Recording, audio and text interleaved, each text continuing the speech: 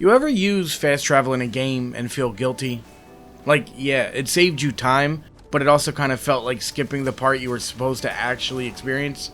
Like you just bailed on a road trip and teleported to your destination? But then, in a different game, fast travel is the only thing keeping you sane. You're not saving time, you're saving yourself from having to walk the same dull stretch of map again to hand in another forgettable side quest. So what's the difference? Why does fast travel feel like cheating in some games and a lifeline in others? When fast travel feels wrong, it's usually because the world itself was the point. You weren't supposed to skip it, you were supposed to live in it. Games like Red Dead Redemption 2, Death Stranding, or Kingdom Come Deliverance aren't about rushing to the objectives. They're about getting lost. They make you feel like the journey matters.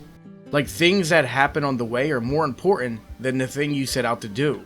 And when the world is that handcrafted, that reactive, that believable, teleporting past it feels like missing the heart of the game. You don't fast travel in Red Dead 2 because half the experience is just riding through the world, the unexpected encounters, the feeling of really being there. That's not a travel system, that's immersion, and fast travel breaks it. But then there's the other kind of game. The one where you open the map and it's just icons everywhere. Every camp, every objective, every collectible you didn't ask for. In these games, you want fast travel, because getting around doesn't feel like it's part of the experience. It just feels like padding between menus. You're not exploring, you're not discovering anything new. You're just holding forward on a stick, maybe dodging a rock or two until you get to your objective. It's not really part of the experience. It's just a time sink. The kind of open world where you're walking through the same dirt road over and over again. You don't walk through it because you want to. You walk through it because the game forgot to give you a better reason not to. And you don't really have a choice if you want to continue to play the game. And this kind of design makes me give up on games a lot sooner than I'd want to. Because in an open world game, the world is the key actor. The world is the point. And if I find myself using fast travel to skip the world, then playing the game becomes pointless.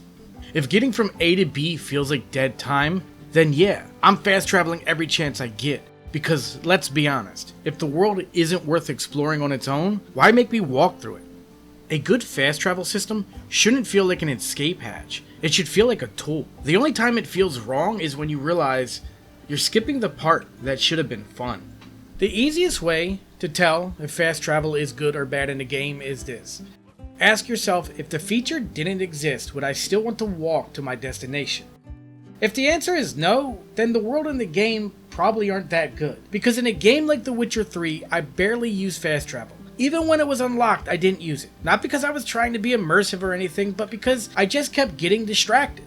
I'd head to a quest, spot something in the distance, and next thing I knew, I was in the woods fighting some bandits, or I was exploring a crumbling tower that maybe had some cool gear in it. Either way, it was a distraction that somehow always led to something else, and I never felt like I was off track, even though I completely forgot what I was originally doing. This is the type of world that you don't need fast travel in, and when you use it, you feel like you're missing out on the experience. And that's what it really comes down to. Whether the world gives you reasons to stick around. Some games throw distractions at you and call it content, but the best ones, they reward your curiosity. They trust that if they build something interesting, you'll want to see what's out there. If I keep finding myself off track, not because the game told me to go there, but because something actually caught my eye, that's not a bug, that's good design. The best fast travel systems work not because they're convenient, but because the game never needed them to keep me interested in the first place. If I have to keep fast traveling just to get around your game, then I probably don't want to play it. At the end of the day, fast travel really isn't the issue. It's just a tool.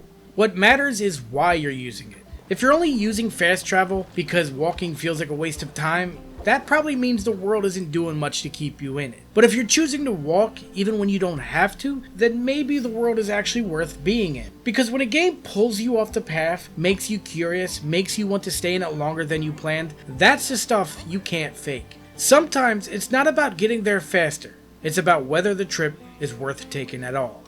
Anyway guys, that's going to be it from me today. Hopefully you enjoyed this video. If you did enjoy this video, feel free to hit that like button to let me know. Also, I'd love to hear from you guys. Let me know what game you stopped playing because the game world was too inconvenient or you just couldn't be bothered to continue to engage with. For me, most recently, it was AC Shadows. Now, I do want to go back and try this game again, but the way it was released, I just found traveling in the game to be incredibly inconvenient. But I do want to go back and try it again.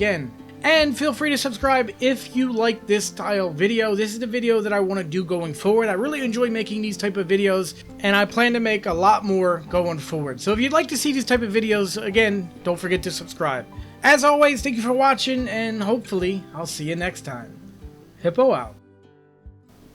Beam me up, Scotty.